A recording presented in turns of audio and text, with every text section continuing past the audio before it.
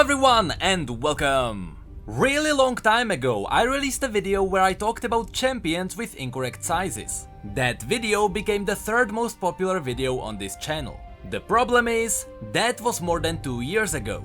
And while most of the information there is still true, some of the colossal champions are missing. For example, Aurelion Sol wasn't even released back then. So to fix that issue and prevent the spreading of more outdated information, I want to remake that video with what we know today. Just like in the original video, we will use Graves as our base human character, and we will compare everyone to him. Also, while we do these comparisons, keep in mind that we are only using canon lore as the source for all the sizes. Stuff like the old Until Dawn cinematic doesn't necessarily represent what Nautilus looks like. All skins will be ignored as well. And with all that said, let's get started. Just a quick note from my future self. Yesterday we tried the scaling on stream and we noticed something funny. The in-game models of certain champions have weird body proportions. This is what we got by scaling the models according to the splash art. For example, were we to scale Sion based on his jaw being a crown, his body would be ridiculously small because his jaw is massive. A lot of weird stuff like this happens, so for the purpose of this video, remember that we are scaling the champions based on their lore. The in-game models and splash arts will be ignored when possible. It still means that sometimes we just have to use them. But now let's get going. I won't compare every single champion to Graves, since most of them are obvious. Darius, Vladimir, Victor, Rakan, all of them are roughly human-sized. It is true that Twisted Fate would be slightly taller and Ezreal would be slightly shorter, but it's nothing too interesting. However, there are some humanoid beings that do vary in their sizes. Let's start with Mundo, a child from a Zoanite asylum. The story never explains why he is purple, or how someone could even survive giving birth to someone his size. But thankfully we do have a point of reference for him. The meat cleaver he is holding is just described as massive, so it is still supposed to be carried by normal people. And this is quite surprising when applied to his actual model. The meat cleaver is so huge his actual body would have to be tiny. This is just an issue with his model being really old, one of the last that came from beta to be exact. So it's funny how the actual model isn't wrong, it's just the meat cleaver that doesn't do him justice. I still do understand why it is so big in game though. It's so he can land his Qs even when blindfolded. Next one on the list we have Mordekaiser. This is going to be an interesting one.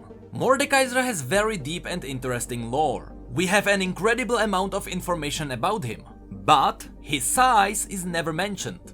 In the recent Pentakill video, Mordekaiser is pictured as a titan, but his story never mentioned him getting bigger. Mordekaiser started as a brute barbarian. He was massive, but he was still a human. And even after he was resurrected, he was still wearing the same armor. So it's safe to say that his size didn't change even then. So Mordekaiser still has to be the size of a massive human. Nothing too colossal to be believable. In fact, he would be the same size as our next two champions. The first one is Brawn. Just like many of the other older Freljordians, Brawn is also a massive man. You have to remember that his shield is the door to a large vault, so that gives us a solid point of reference. And right next to him we have Gragas. Gragas would also be massive. It's because in his keg he has a shard of true ice. He's using it as a never-ending melting source of water, but it's also unintentionally making him larger. The size of the other Iceborn to be exact. So just like Brawn, Gragas would also be a massive guy. Next up we have Alistar. It is still unclear what Alistar really is, but just like the previous champions, Alistar is also massive. My bets are on Alistar being a Vastaya, but that wouldn't tell us how big he really is. In this case, our only point of reference is his splash art, specifically this arm of a man turned into a paste. If a human forearm is as long as Alistar's hoofs are wide, then Alistar would be about this big. Next up we have Hecarim. Hecarim is a strange one. In his story he is described as a massive abomination of a horse and a man. The problem is, if we scale his human half to Graves, we realize that he would be tiny. So I decided to use the official Hecarim teaser as a scale. According to this picture, his hoofs are as big as a human helm, which would mean that he is even tinier. Maybe Graves' head is actually too big. The last option is to scale Hecarim to the size of a horse, and that's the only way how to give him a realistic scale according to the story. Then we have Ivor. Here we have to use the footage used for his teaser. From this footage it is obvious that a normal human is roughly as big as his upper torso, so his real size is somewhat reasonable. Next, I quickly want to mention Jenna.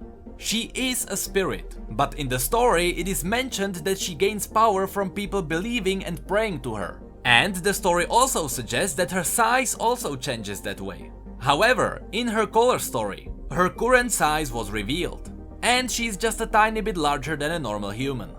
Then we have Jax, or as we know, CZECH. In the Icathian story, it was revealed that he is a massive warrior, probably similar size to Brawn. The funny thing is, were we to actually scale him to that size, you'll notice that his body starts to look surreal. That's because his body proportions are very cartoony. I also wanted to include Nunu on this list, but we literally have no reference point at all. So I'm sorry, but Willump is roughly maybe this big. Then we have Nasus and Renekton. Here we know two things. In the Icathian story it was said that they are towering creatures twice the size of a man, and in the Bloodline story we have many different descriptions, such as he was dressed from head to foot in tattered robes that did little to conceal his enormous bulk and height. So taking these into consideration, we can generate the size of both Nasus and Renekton. And if you're asking about Azir, according to his cinematic, he is just a tall guy. Next we have Nautilus. This one is quite problematic. You see, everywhere he is pictured as a titan, enormous creature as big as a building, and his story is quite outdated, and I don't know how much trust I would give it. The story says that the armor he wore was a massive diving suit. The black matter that corrupted him just fused his body to the suit. So if I had to go with the story alone, I'd say he isn't as huge as we might think. Similar issue comes in with Sion. Sion is a massive warrior from Noxus. He was a large man, but no titan.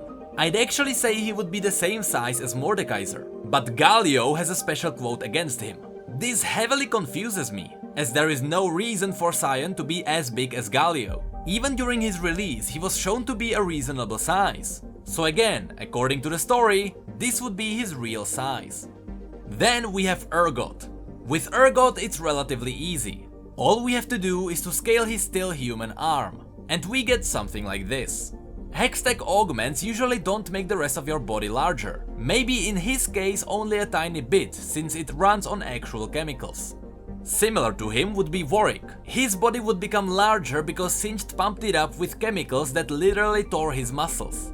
And in combination with the actual transformation, we get something like this. On the other hand, we have Twitch.